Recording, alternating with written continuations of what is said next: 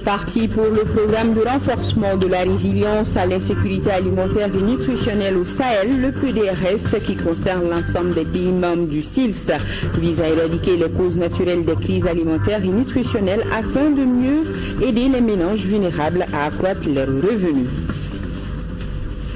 Les femmes du Sud et du Nord en conclave pour parler de la paix. Durant 2 jours, elles vont débattre sur l'accord afin d'apporter des améliorations dans sa mise en œuvre. L'initiative est du Centre pour le dialogue humanitaire. Signature dans la commune de Ouaradou, cercle de Nara, d'une convention sur le projet de gestion des ressources naturelles et changement climatique. Cette convention concerne 132 projets, soit une enveloppe d'environ 444 millions de francs CFA, un financement de la Banque mondiale. Voilà pour les titres. Nous sommes mercredi 16 décembre. Merci de votre présence. Bonsoir à tous. C'est tôt ce matin que le président de la République, Ibrahim Boubacar Keïta, s'est envolé pour Abuja au Nigeria. Sur place, le chef de l'État prendra part au sommet de la CEDEAO sur le terrorisme. À son départ, le président de la République a été accompagné par le Premier ministre Modibo Keïta, des membres du gouvernement, des présidents des institutions, des corps constitués et plusieurs autres personnalités. Voilà, c'était ce matin tôt à l'aéroport international de Bamako-Sénou. Le chef de l'État qui s'envolait donc pour Abuja au Nigeria. Sur place, il prendra part au sommet de la CEDEAO sur le terrorisme. Le chef de l'État, à son départ, accompagné par le Premier ministre, des membres du gouvernement, des présidents des institutions, des corps constitués et plusieurs autres personnalités. C'était ce matin à l'aéroport international de Bamako-Sénou. Le président de la République qui s'envolait donc pour Abuja au Nigeria.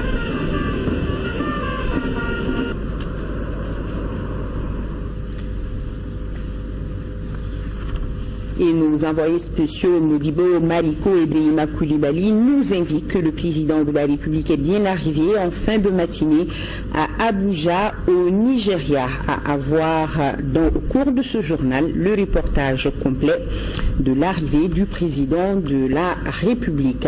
Avant de quitter Bamako, le chef de l'État a présidé hier dans la soirée le Conseil des ministres. Après examen des points inscrits à l'ordre du jour, le Conseil a adopté des projets de test et entendu des communications. Au chapitre des mesures législatives, au titre du ministère des Affaires étrangères sur le rapport du ministre des Affaires étrangères, le Conseil des ministres a adopté un projet de loi autorisant la ratification de l'accord de crédit signé à Washington le 11 décembre 2015 entre le gouvernement de la République du Mali et l'Association internationale de développement IDA relatif au financement du second crédit d'appui à la reprise et aux réformes de gouvernance. Dans le cadre du financement de la lutte contre la corruption et de la réforme de l'administration publique, le gouvernement de la République du Mali a signé le 11 décembre 2015 avec l'Association internationale de développement IDA un prêt d'appui budgétaire général d'un montant de 44 600 000 euros, soit 29 255 370 000 francs CFA. L'opération vise à soutenir les efforts du gouvernement dans le cadre du renforcement de la transparence et l'amélioration de l'efficience des dépenses publiques et à améliorer la gestion des services publics ainsi que des ressources de l'État. Le crédit est remboursable sur une période de 38 ans, y compris un différé de 6 ans. Au titre du ministère de l'Enseignement supérieur et de la Recherche scientifique, Sur le rapport du ministre de l'Enseignement supérieur et de la Recherche scientifique, le Conseil des ministres a adopté un projet de loi portant création de l'Institut Zayed des sciences économiques et juridiques dans le cadre de la diversification de la formation universitaire pour les bacheliers du Mali, dont le médium d'enseignement est l'arabe. Le gouvernement de la République du Mali a signé le 17 décembre 2009 avec la Fondation Zayed bin Sultan Al Nahyan une convention de coopération.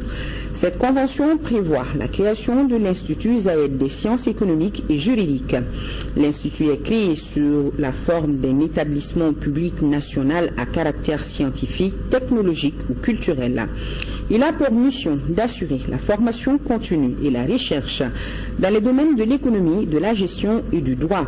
L'Institut contribuera à diversifier l'offre de formation dans l'enseignement supérieur et à mieux répondre aux besoins de renforcement des capacités des apprenants de la langue arabe. Il sera ouvert aux bacheliers du Mali et à ceux des pays limitrophes. Au chapitre des mesures réglementaires, au titre du ministère de l'administration territoriale. Sur le rapport du ministre de l'administration territoriale, le Conseil des ministres a adopté un projet de décret portant reconnaissance d'utilité publique de la coordination nationale des organisations paysannes du Mali. La coordination nationale des organisations paysannes du Mali est une association de droit malien ayant son siège social à Garantigui-Bougou en commune 5 du district de Bamako. Elle a pour but de participer à la gestion des questions de sécurité alimentaire pour la coordination des activités des organisations paysannes membres de l'association. Dans sa création en 2004 à nos jours, la coordination nationale des organisations paysannes du Mali a activement participé à l'information et à la formation des producteurs agricoles et de leurs organisations professionnelles, à la vulgarisation des techniques agricoles, à la diffusion des textes législatifs et réglementaires et relatifs au monde agricole, à la mise en place des interprofessions. Le présent projet de décret lui reconnaît le statut d'association d'utilité publique. L'adoption du projet de décret permet à la coordination nationale des organisations paysannes du Mali de poursuivre efficacement ses activités. Au titre du ministère de l'économie et des finances, sur le rapport du ministre de l'économie et des finances, le Conseil des ministres a adopté un projet de décret portant approbation du marché relatif aux travaux de réhabilitation du réseau primaire de drainage de la zone de Molodo à l'Office du Niger.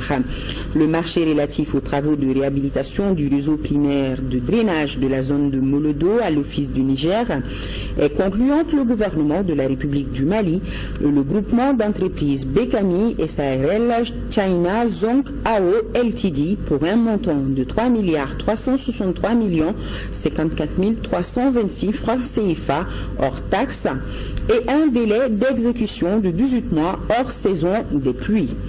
Les travaux portent sur la réhabilitation des drains primaires du Kala inférieur ouest du drain de Bounouboua sur une longueur de 54,6 km.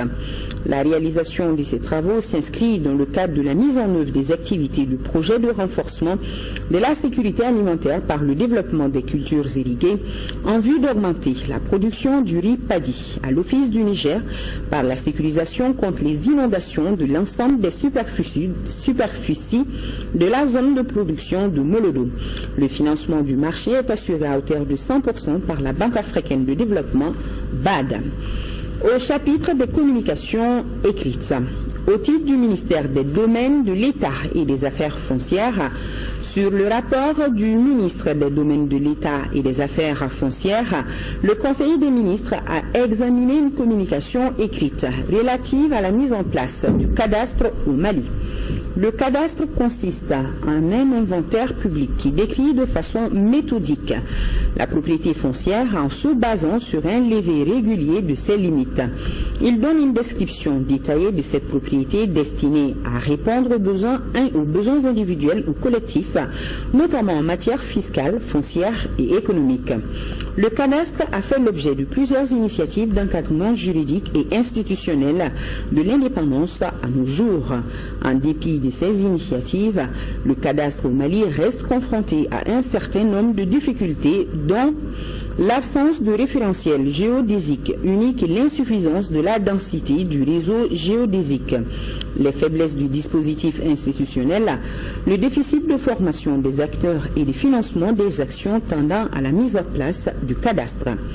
La dispersion des archives nationales du cadastre ainsi que les mauvaises conditions de leur archivage, l'insuffisance des capacités de production et de gestion des documents cadastraux, la faiblesse dans la coordination des interventions des acteurs du cadastre. La mise en place du cadastre au Mali nécessite la correction de ces insuffisances. Au titre du ministère de l'Enseignement supérieur et de la Recherche scientifique, sur le rapport du ministre de l'Enseignement supérieur et de la Recherche scientifique, le Conseil des ministres a examiné une communication écrite relative au rapport de la concertation nationale sur l'avenir de l'enseignement supérieur. La concertation nationale sur l'avenir de l'enseignement supérieur a eu lieu les 7, 8 et 9 avril 2014 au Centre international de conférence de Bamako sur initiative du gouvernement de la République du Mali et avec l'appui du Conseil africain et gage pour l'enseignement supérieur CAMES, de la Commission de l'Union économique et monétaire ouest-africaine et du réseau ouest-africain d'excellence de l'enseignement supérieur. Elle a enregistré la participation notamment des acteurs du secteur public et privé, de l'enseignement supérieur, des élus nationaux et locaux, des associations professionnelles, confessionnelles et communautaires et des partenaires au développement. Elle avait pour objectif de proposer des orientations stratégiques ainsi que des mesures et des actions à mettre en œuvre pour le développement et la compétitivité du système d'enseignement supérieur national et de la recherche scientifique. Le rapport dresse un plan d'action 2015-2019 de mise en œuvre des recommandations de la concertation nationale sur l'avenir de l'enseignement supérieur relative notamment à l'amélioration de la gouvernance des institutions d'enseignement supérieur, à la réhabilitation et à la construction des infrastructures universitaires, au développement de la recherche et la valorisation des résultats, à l'amélioration et à la diversification de l'offre de formation, à la création et le développement des pôles universitaires et régionaux, à la réforme du cadre juridique et institutionnel de l'enseignement supérieur, aux ressources humaines des établissements universitaires. L'incidence financière du plan d'action 2015-2019 de mise en œuvre des recommandations de la concertation nationale sur l'avenir de l'enseignement supérieur s'élève à 270,459,012,000 francs CFA. Voilà, c'était là le communiqué du Conseil des ministres présidé hier dans la soirée par le chef de l'État Ibrahim Boubacar Keïta. L'actualité, c'est ce lancement par le ministre du Développement rural du programme de renforcement de la résilience à l'insécurité alimentaire et nutritionnelle au Sahel. Le dit programme vise à éradiquer les causes naturelles des crises alimentaires et nutritionnelles en aidant les ménages vulnérables à accroître leurs revenus et à accéder aux infrastructures et aux services sociaux de base. Ibrahim Choukari, reportage. Le projet qui vient d'être officiellement lancé s'inscrit dans le cadre de l'ambition commune des pays du Sahel, celle de réaliser l'objectif zéro faim en 2032. Pour ce faire, il faudra corriger les multiples contraintes et faiblesses qui pèsent sur le secteur de l'agriculture, notamment la vulnérabilité des exploitants agricoles face au changement climatique, la faible performance des exploitations, la problématique du foncier agricole. Ces contraintes ont pour conséquence les crises alimentaires récurrentes, la pauvreté persistante en milieu rural. La récurrence des crises alimentaires dans le Sahel invite à investir plus et mieux dans la sécurité alimentaire et nutritionnelle pour renforcer la résilience des ménages vulnérables. De ce fait, rendre la croissance économique plus inclusive et plus efficace devient une exigence pour réduire la pauvreté. C'est tout le sens de l'initiation du projet 1 du programme de renforcement de la résilience à l'insécurité alimentaire et nutritionnelle. Un projet d'un coût global de plus de 205 millions d'euros qui couvre 13 pays dont le Mali pour une durée de 20 ans. Pour le Mali, le coût du projet est estimé à 42,81 millions d'unités de compte, soit 31,94 milliards de francs CFA. Ce coût est réparti entre un prêt et un don de 10,195 millions d'unités de compte chacun, soit au total 27,15 milliards de francs CFA, 85%. Le gouvernement du Mali pour 5,53 millions d'unités de compte, soit 4,14 milliards de francs CFA, 13%, et les bénéficiaires pour 0,89 millions d'unités de compte, soit 550 millions de francs CFA, 2%. La mise en œuvre du projet qui vient d'être lancé suscite beaucoup d'espoir. La mise en œuvre du projet permettra à terme de réduire le taux de prévalence de la malnutrition et de la ramener à 9%. De même que les taux de malnutrition chronique et d'insuffisance pondérale pour les réduire respectivement à 25% et 16%. À terme, près de 600 000 personnes, dont 51% de femmes, devront bénéficier de ce projet. A signaler que le PDRS concerne l'ensemble des pays membres du SILSA et ce premier programme concerne les 7 pays sahéliens les plus affectés par les dernières crises. C'est la Mauritanie qui assure désormais la présidence du conseil d'administration de l'OAPI. Le vote a eu lieu lundi lors de la 55e session ordinaire de l'Organisation africaine de la propriété intellectuelle OAPI. À l'issue de cette rencontre, les 17 pays membres ont tenu une conférence diplomatique. Le reportage de Salim Tandao. La journée a été longue, très longue. Le programme de 2 jours de la 55e session ordinaire du Conseil d'administration de l'Organisation africaine de la propriété intellectuelle OAPI, condensé en une journée, n'a pas été de tout repos. Les participants ont travaillé jusqu'à 2 heures du matin.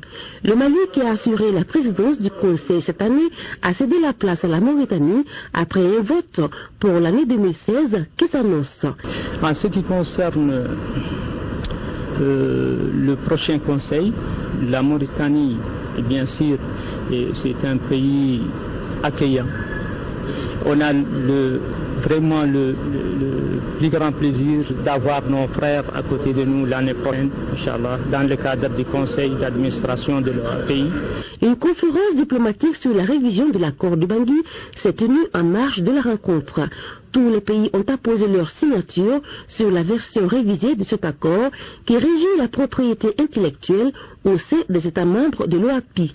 Servant de loi nationale pour chacun des États, l'accord de Bangui a été adopté en 1977, révisé en 1999 et cette année 2015. L'objectif est d'harmoniser les procédures de l'institution avec les conventions internationales. Nous avons quelque chose qui n'existait pas, la procédure d'exéquatur qui permet à une décision qui a été rendue dans un pays d'être exécutoire dans un autre pays. Nous avons ouvert la possibilité de création d'une instance juridictionnelle qui permet d'harmoniser la jurisprudence et d'unifier le droit sur notre espace géographique. En ce qui concerne les annexes, beaucoup de modifications ont eu lieu. La Mauritanie, qui assure à présent la présidence du conseil d'administration de l'OAPI, abritera dans un an la 56e session ordinaire. Le Centre pour le dialogue humanitaire réunit les femmes leaders du Nord avec leurs sœurs du Sud. Le thème de cette rencontre est l'implication des femmes dans le processus de paix au Mali. Elles vont pendant 2 jours débattre de l'accord, nous signale Mariam Sagara.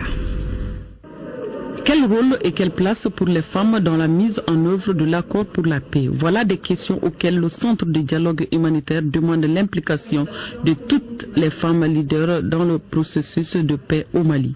C'est fait non seulement d'une observance des textes nationaux en matière de participation de la femme malienne au processus de paix et de réconciliation, nonobstant les formations dont plusieurs dizaines d'entre vous en ont bénéficié, mais aussi le manque d'application, même partielle, des textes internationaux, notamment la résolution 1325 du Conseil de sécurité des Nations Unies ou autres textes subséquents. Les femmes constituent plus de la majorité de la population malienne. Cette force n'a pas été encore exploitée dans notre pays. Je pense que de plus en plus, votre investissement de tous les jours va permettre de pouvoir faire en sorte que les décideurs puissent vous accorder le plus de crédit possible qui soit. Le ministre Sangaré a salué cette initiative et se réjouit de voir les femmes dans ce rôle de recherche de la paix et de la gestion des conflits. Je voudrais particulièrement saluer en cet instant l'engagement de toutes les femmes ici présentes. Je sais tous les efforts que certaines d'entre vous ont eu à faire pour venir ce jour et je leur exprime toute ma reconnaissance et celle du gouvernement malien que je représente ici. J'ose croire et espérer que l'adhésion de plusieurs partenaires déjà à ce plan d'action va être la preuve de la réussite du plan. Le Centre de dialogue humanitaire a des objectifs bien cadrés pour amorcer le processus de la mise en œuvre de l'accord pour la paix sur toute l'étendue du territoire avec la participation massive des femmes pour le dialogue. Ces femmes venues de toutes les régions du Mali et du district. Comité de pilotage du projet d'appui à l'enseignement supérieur. Cette 16e réunion évalue le bilan des activités déjà menées dans le cadre de la réforme de l'enseignement et projette par rapport à la planification de la deuxième phase du projet. Le compte rendu de Moïse Traoré. La 16e réunion du comité de pilotage du projet d'appui à l'enseignement supérieur dans les pays de l'UEMOA, PAES, partage le bilan de la mise en œuvre du dit projet. Il a également question de la projection de la planification de la phase 2 du PAES. Depuis 10 ans, le Mali bénéficie de contributions de diverses formes. À n'en pas finir, le ministre de l'Enseignement supérieur et de la Recherche scientifique énumère la réforme LMD, la fourniture de matériel informatique et bureautique, le soutien à l'organisation de concertation nationale, etc. C'est dire tout l'accompagnement dont ont bénéficié nos structures de formation et de recherche de la part du PAES de l'UEMOA. Il ne fait point de doute que les activités juste là menées dans le cadre du PAES ont eu des impacts positifs à la fois au niveau institutionnel et en matière de renforcement des capacités de nos systèmes. Le PAES a le soutien de la Banque africaine de développement, BAD. Nos actions ont permis de renforcer des systèmes nationaux d'information et de gestion, notamment avec la production et la publication des données statistiques sur l'enseignement supérieur. Un important résultat du projet connaîtra son couronnement dans les semaines à venir, avec la mise en réseau des institutions d'enseignement supérieur dans notre espace. Le comité de pilotage entend prendre en compte l'épineuse question du chômage et de l'insertion professionnelle des jeunes dans l'espace communautaire. Le ministre de la Justice et des Droits de l'Homme, garde des Sceaux, s'est rendu cet après-midi à la Cour suprême et à la Cour constitutionnelle du Mali. Cette visite de courtoisie a été l'occasion pour Sanogo Aminata Malé d'échanger sur les nouvelles orientations de notre pays et Mamoudou Sidibé était de la visite. En prélude à la grande réunion sur le programme d'urgence consacré aux nouvelles orientations de la justice, le ministre de la Justice et des Droits de l'Homme, garde des Sceaux, a effectué une visite de courtoisie dans certaines institutions relevant de son département. Aussi bien à la Cour suprême qu'à la Cour constitutionnelle, cette visite a pris l'allure d'une séance de travail. C'est ainsi que les problèmes récurrents que les acteurs de la justice rencontrent ont été débattus. Il est urgent de restaurer la distribution de la justice, de restaurer l'état de droit, surtout dans la partie septentrionale de notre pays, pour que tous les citoyens du Mali qui sont en quête légitime de justice puissent être justement remplis de ce droit. Une visite de courtoisie, une visite de travail très rapidement, où on a échangé sur l'avenir des deux structures, le ministère de la Justice, la Cour constitutionnelle, dans quel cadre on peut collaborer, comment on peut échanger, comment la Cour constitutionnelle peut intervenir dans la formation. Au ministère de la Justice, nous avons répondu que nous sommes ouverts et que nous sommes disponibles pour tout. Parce que la justice est notre fibre. On ne peut pas faire autrement que d'aider les ministres de la Justice. Les travailleurs de ces institutions ainsi visitées ont compris la logique dans laquelle s'inscrit cette visite du ministre, celle de faire de la justice malienne ce qu'attendent les justiciables. Journée du migrant, c'est ce vendredi, un prélude à l'événement. Le centre Amadou Hampâté-Bâ et le Forum pour un autre Mali se mobilisent. Intellectuels, artistes se retrouvent pour la 10e fois autour de 3 concepts, à savoir climat, migration et sécurité humaine. Alpha Maïga, reportage. Plus de 90 000 reconductions de migrants africains, 23 800 sont morts aux frontières. Ce n'est pas tout. Souvenez-vous, en avril dernier, plus de 180 de nos compatriotes ont perdu la vie. Voilà en quelques chiffres ce qu'on peut retenir sur les conséquences de la migration. Comment rester inactif face à ce départ et retour massif qui, pour l'essentiel, vire à la tragédie et à l'échec? Où est l'humanité? Véritable interrogation. Et d'ici là, cette rencontre. Une rencontre au cours de laquelle il est question de climat, migration et sécurité humanitaire. Ces thématiques sont on ne peut plus évidentes, une trilogie qui explique en elle seule la somme des défis auxquels nos publics cibles respectifs, les migrants et nous-mêmes sommes confrontés. Au Mali, les maires sociales s'engagent. J'aurais préféré au Mali les maires sociales plus que jamais engagées. S'agissant des thématiques, il faut retenir la traversée meurtrière, le climat, l'ultime interpellation et les femmes dans leur rôle de mère sociale. C'est dans ce cadre que mon département, le ministère des Affaires extérieures, apprécie hautement cette ingénieuse initiative qui vise à approfondir le débat sur nos problématiques, les moyens d'action appropriés, de même que les partenariats nécessaires. La rencontre est initiée par le centre Amadou Hampâté-Bâ et le Forum pour un autre Mali. Cela en prélude à la journée du migrant prévue ce vendredi. Fin des travaux de la réunion annuelle sur les routes. D'importantes recommandations ont sanctionné ces travaux, notamment la création des comités de suivi et évaluation de la qualité des travaux routiers et l'élaboration d'un catalogue de dimensionnement de chaussées au Mali. Daouda Sidiki Diarra, les détails. Pour une amélioration du système de gestion de l'entretien des routes, des recommandations fortes ont été formulées à l'issue des 2 jours de travaux qu'a duré cette rencontre. Il s'agit entre autres du respect du calendrier semestriel d'exécution des travaux d'entretien courant, de la mise en place d'une commission interministérielle de libération des ouvrages d'assainissement et de drainage et la mise en application des mesures de sécurisation du pont des Cailles par le respect de la charge maximale à 40 tonnes. En faisant cela, vous avez fait avec professionnalisme, en mettant l'accent sur les acquis enregistrés, mais aussi et surtout les insuffisances constatées. S'agissant des acquis, vous avez recommandé leur amplification. Concernant les insuffisances, vous avez proposé une thérapie à hauteur de seuil, afin que notre patrimoine routier soit mieux pour sauvegarder. Cela est votre devoir.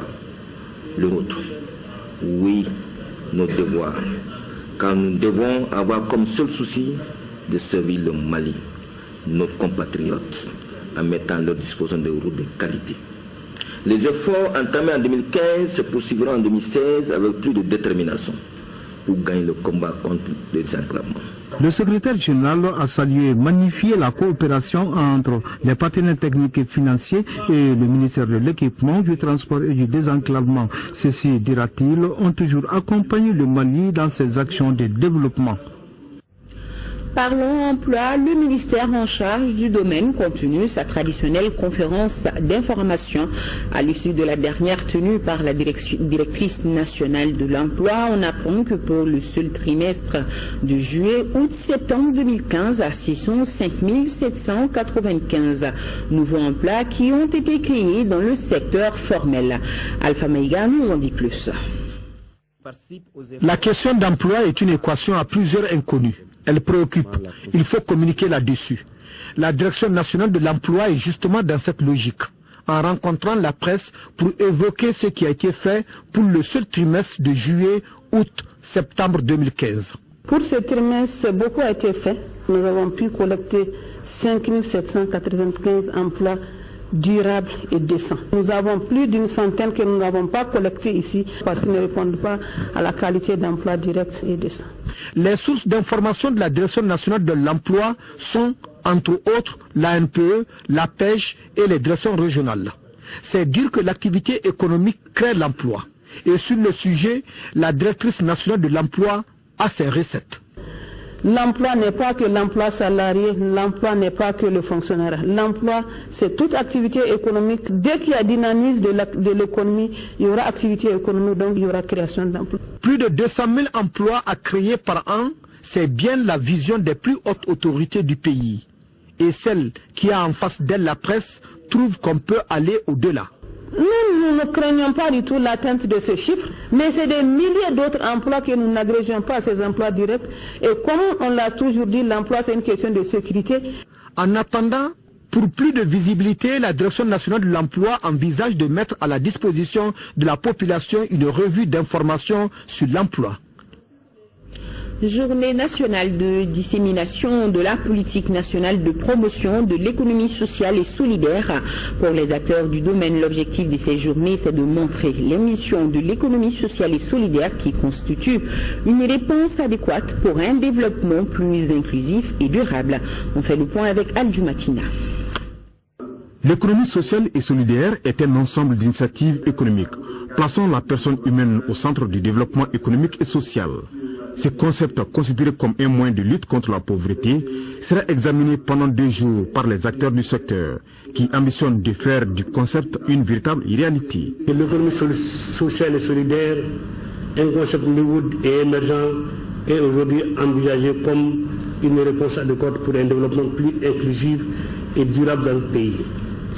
À travers une croissance forte bâtie autour des entreprises de l'économie sociale et solidaire.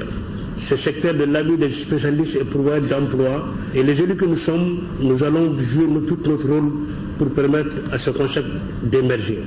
Déjà, les jalons avaient été posés par le gouvernement en 2014 au terme d'un processus participatif. Processus qui cadre parfaitement avec ses travaux. Ce précieux document, véritable instrument de réduction de la pauvreté, vise à contribuer à la promotion d'une économie sociale et solidaire qui participe de manière efficace et efficiente à la création des richesses et d'emplois. Cette rencontre permettra également de faire connaître la vision, les orientations, la stratégie de mise en œuvre et les résultats attendus, ainsi que le mécanisme de suivi et évaluation.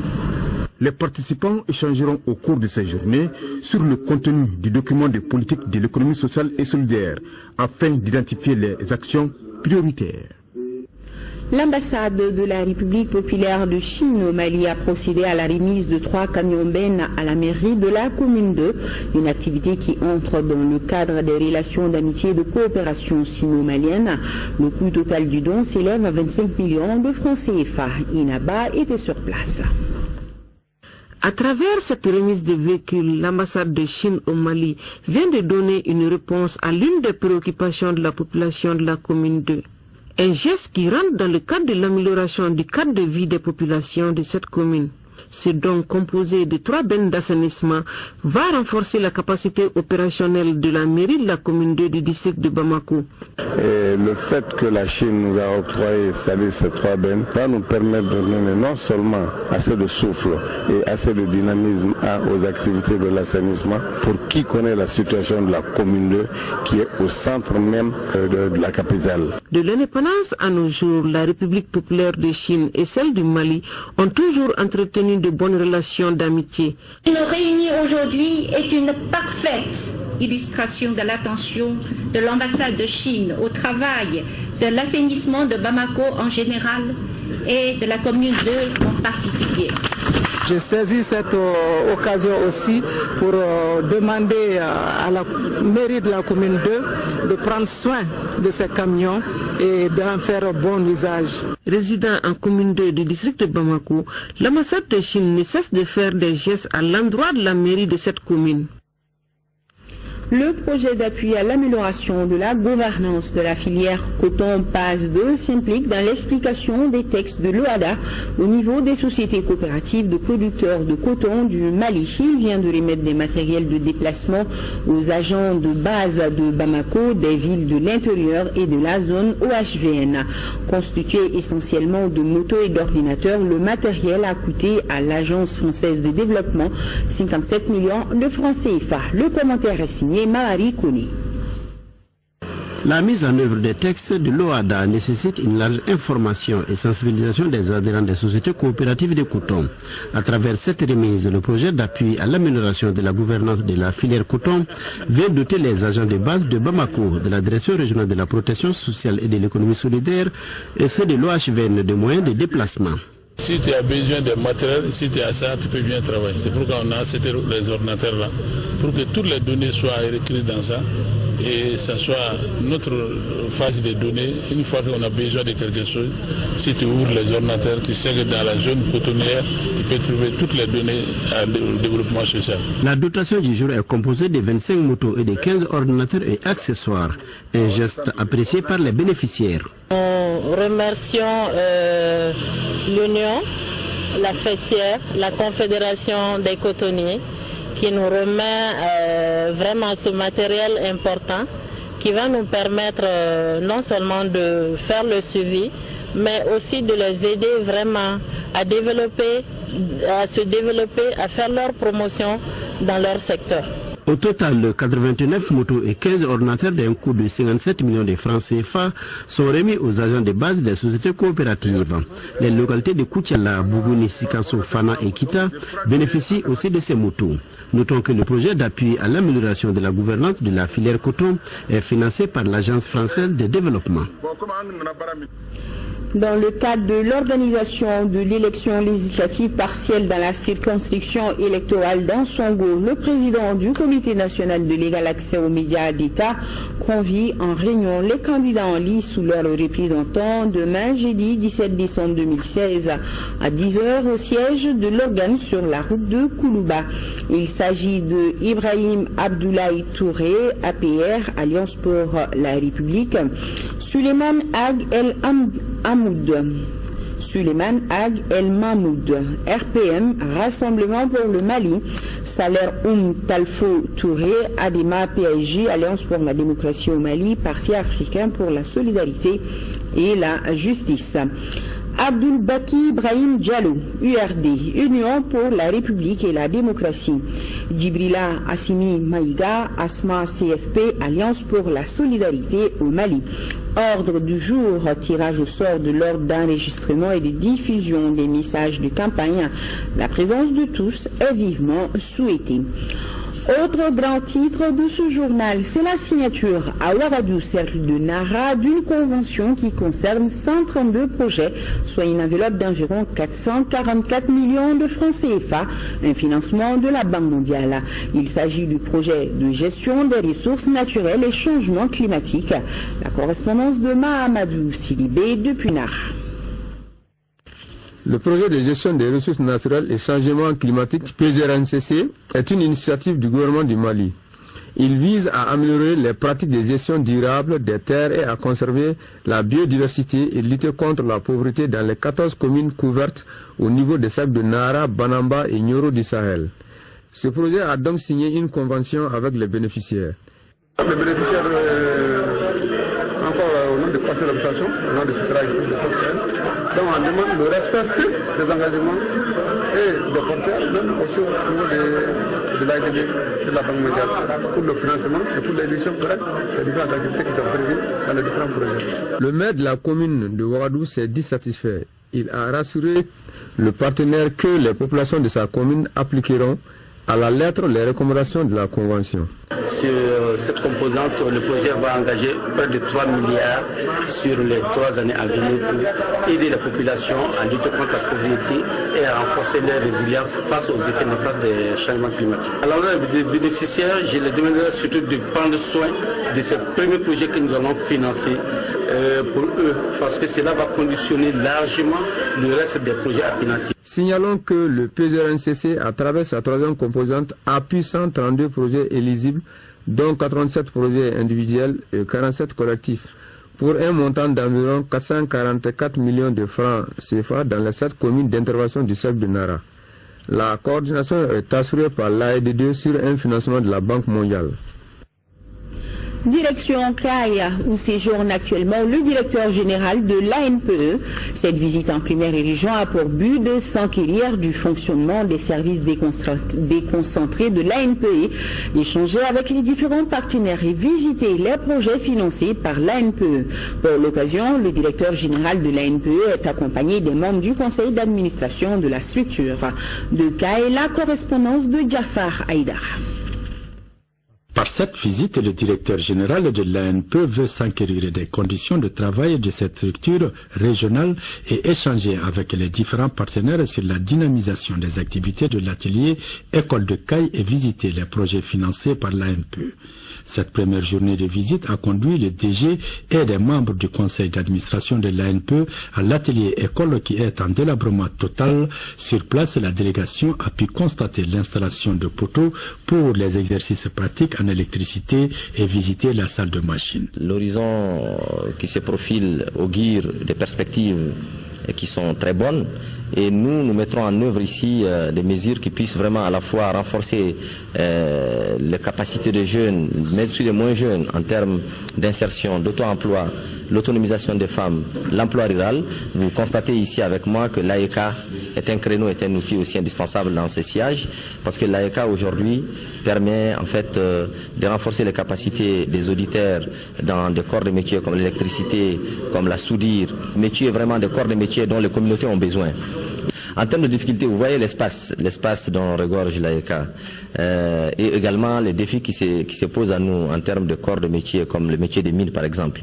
Cette visite a permis au DG de l'ANPE de rencontrer le gouverneur de la région et les autorités politiques de CAI. Au cours de ces rencontres, le DG a expliqué la mise en œuvre de la stratégie 2012-2020 et partagé les nouvelles visions de l'ANPE qui mettent l'accent sur le renforcement des capacités. 6e session du comité technique d'orientation du PDIBS zone de Sélingué. Au cours de la rencontre, les membres ont passé en revue le procès verbal de la 5e session, le rapport d'activité 2015 et adopté le budget programme de 2016. Ousmane Koïta. Plus de 5 866 milliards de francs CFA, c'est le budget annuel de 2016 adopté lors de cette 6e session du comité technique d'orientation et de suivi du programme de développement de l'irrigation dans les bassins du Bani et à Sélingué PDIBS, zone de Sélingué. Il s'agit pour le cadre du comité technique d'examiner et adopter le procès verbal de la 5e session et les points d'exécution des recommandations de la même session. Ils ont aussi examiné le bilan des activités de 2015 et programmé celle de 2016. Au cours de cette année, diverses activités ont été réalisées dans la zone, donnant ainsi au PDIBS une avancée significative dans la mission de consolidation du périmètre irrigué de Mankoura. Il s'agit du lancement du dossier d'appel d'offres international des travaux de construction du seuil de Kourba en novembre 2015, de l'achèvement du recrutement du bureau d'études chargé de l'étude de consolidation du périmètre et des pistes rurales de Manikoura. Après échanges et discussions sur les différentes communications, les participants ont posé des questions de compréhension relatives à l'environnement, à l'hygiène et à la protection des populations des effets du seuil de Kourba. Des réponses satisfaisantes ont été apportées par le cadre du PDIBS. 2016, nous attendons le démarrage des travaux du seuil de Kourba. Comme vous le savez, c'est un ouvrage important pour l'irrigation, la production d'énergie électrique et le désengorgement de toute la partie aval du barrage de Sélingué. Les producteurs de l'ODRES ont tous salué l'ODRES pour tout ce qu'il fait pour leur développement. Ils ont également rassuré de leur disponibilité pour la réussite du programme. La commune rurale de Kona dispose désormais d'une unité de prise en charge holistique des femmes et des filles victimes de violences basée sur le JAR. Cette unité plénière du JAR au Mali va contribuer à mettre fin aux violences faites aux femmes et à respecter surtout les droits les plus fondamentaux. Le reportage de Yacouba Maïga.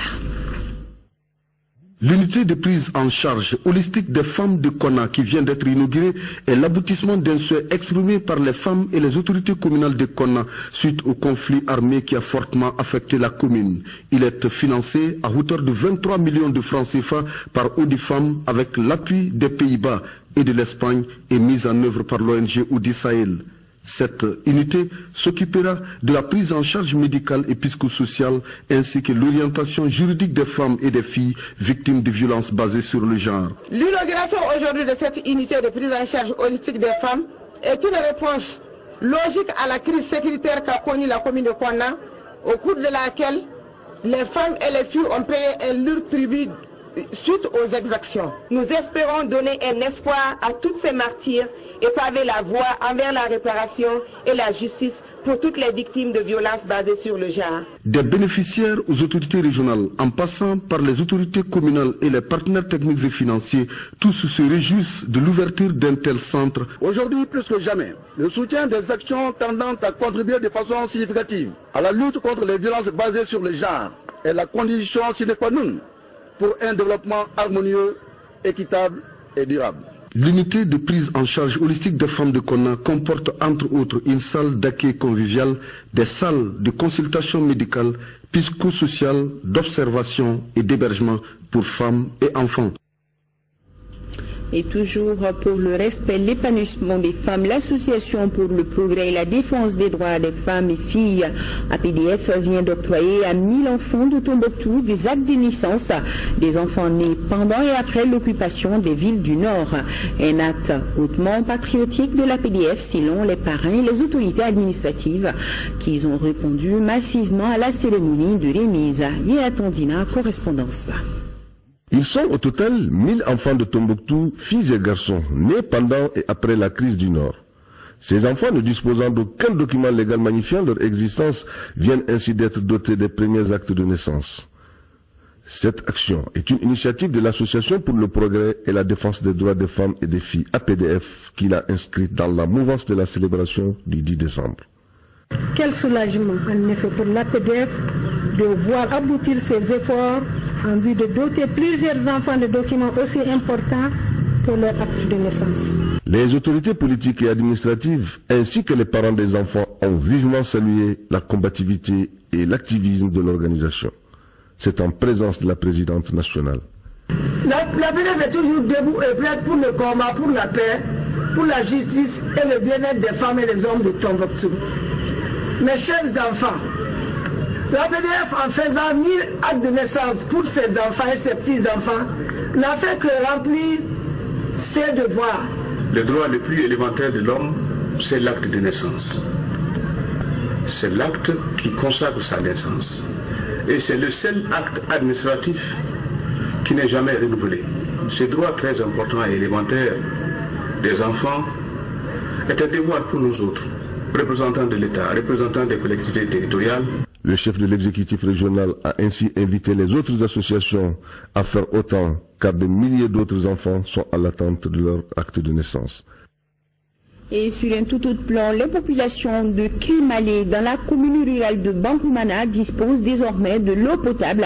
L'infrastructure qui a coûté 13 millions de francs CFA à l'ONG COFESFA et son partenaire, la fondation luxembourgeoise Raoul Folero, permettra de couvrir les besoins en eau de près de 700 habitants. Aïssata Salou Maïga. Ce forage qui vient d'être inauguré va permettre aux populations de Krimalé dans la commune rurale de Bankoumana d'avoir de l'eau potable. Il doit également réduire le taux de maladies liées à l'eau non potable. Cette action s'inscrit dans le cadre du programme de santé maternelle et infantile de l'ONG COFESFA. En inaugurant ce forage ici à Krimalé, nous sommes persuadés que nous contribuerons ainsi à réduire le pourcentage de la population privée d'eau potable. Nous sommes convaincus que cette action humanitaire sera d'une très grande utilité pour la population de Krimalé. L'infrastructure qui a coûté 13 millions de francs CFA à l'ONG COFESFA et son partenaire, la fondation luxembourgeoise Raoul Folero, couvrira les besoins en eau potable de près de 700 habitants. Cet ouvrage vient à point nommé pour contribuer à réduire la mortalité et la morbidité liée à l'eau, car contribuerait ainsi à l'atteinte de l'un des objectifs du millénaire de notre pays. Ainsi, les femmes de Krimalé et les autres hameaux environnants n'ont plus besoin de faire des kilomètres pour accéder aux services d'eau potable. A noter que l'ONG COFESFA Iriwaton intervient dans le domaine de la santé, de l'éducation, de l'hydraulique, l'environnement, entre autres. Les populations de la 4e région, particulièrement celles du Boawantou, Tomia, Benena et Mandjakui, expriment toute leur reconnaissance au président de la République du Mali, Ibrahim Boubacar Keïta. Sa brillante tournée dans les différentes localités témoigne de l'intérêt qu'il leur consacre. En retour, elles tiennent à lui manifester soutien indéfectible pour son programme de développement national, plaise au tout-puissant Allah lui accorder la longévité, le courage et la volonté nécessaires pour l'accomplissement de cette mission d'amour fraternel. Merci pour ce souci d'un franc constat qu'Allah subhanahu wa ta'ala l'assiste dans sa quête d'une paix durable entre tous les Maliens dans un Mali un et indivisible. Et je vous rappelle que le président de la République est arrivé en fin de matinée à Abuja au Nigeria. Ibrahim Boubacar Keïta prend part aux côtés de ses pairs de la sous-région à la célébration du 40e anniversaire de la CEDEAO et à la 48e session ordinaire des chefs d'État de l'organisation consacrée à la lutte contre le terrorisme. Il s'agit au cours de cette conférence de voir comment mutualiser les efforts des pays membres pour venir à bout du fléau. Plus de détails dans nos éditions de demain avec nos envoyés spéciaux Modibo Mariko et Brahima Koulibaly. À présent, voyons la touche artistique des cérémonies commémoratives du centenaire du président Modibo Keïta. Elles ont été marquées au CICB par une nuit culturelle avec des artistes, musiciens et stylistes. Moussa Tidjani Kanté était bien présent, il nous en parle. Pour marquer les 100 ans du président Modibo Keïta, les artistes du Mali ont répondu à l'appel de la commission d'organisation. Cette soirée, riche en couleurs, marque la fin des activités commencées depuis le 11 juin 2015 dans cette même salle du Centre international de conférence de Bamako. Né en 1915 à Bamako, Modibo Keïta, comme d'autres leaders africains, fait ses études à William Ponty de Dakar. Noté comme instituteur d'élite, Modibo Keïta enseigne dans les écoles de Brousse, puis Bamako, Sikasso et Tombouctou. Modibo Keïta, comme vous le savez, a consacré sa vie à la réhabilitation du Mali, du Malien, de l'Afrique et de l'Africain. Dans son entreprise de réhabilitation, il a voulu mettre en valeur notre culture à travers sa musique. C'est pourquoi ce soir, au nom de la Commission nationale d'organisation, je voudrais rendre un hommage tout particulier à l'ensemble instrumental national du Mali, au ballet malien qu'il a créé pour ce service-là en 1961. Sur Image Diapo, l'assistance a pu découvrir les différentes facettes d'un homme d'État qui a conduit son pays à l'indépendance. Qui mieux que l'ensemble instrumental national ou Tata Bambo Kouyaté de mieux magnifier l'homme qui a donné toutes les lettres de noblesse à l'art et au théâtre malien. Les éloges ne tarissent pas.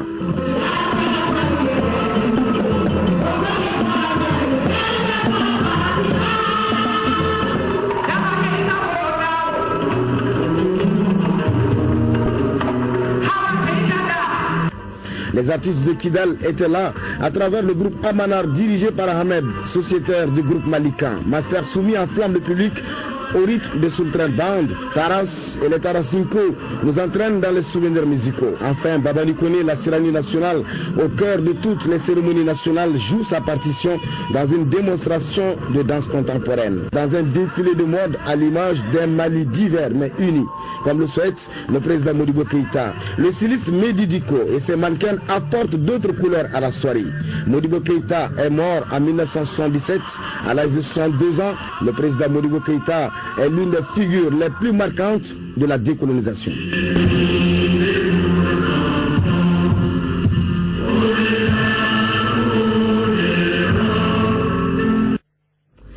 Une très belle soirée, vraiment riche. Sur ce, prend fin ce journal. Merci à toute l'équipe de réalisation ainsi qu'à vous, nos chers et fidèles téléspectateurs à travers le monde, particulièrement ceux de Caille. Tout à l'heure, la météo avec Abibatou, Diakité, demain 10h, 13h, Rachel Tessougué. Et moi, je vous donne rendez-vous pour les éditions du soir. Bonne fin de soirée en compagnie de nos programmes. Bonsoir à tous.